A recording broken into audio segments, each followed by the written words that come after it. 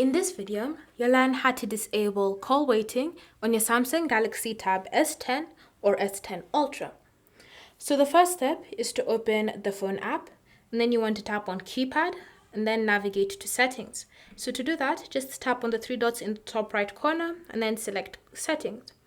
Once you're in your call settings menu, you then want to scroll and select Supplementary Services and wait for them to load. Once they've successfully loaded, you should see call waiting with a toggle next to it, currently showing you green or blue depending on your system colors, meaning that it's been enabled.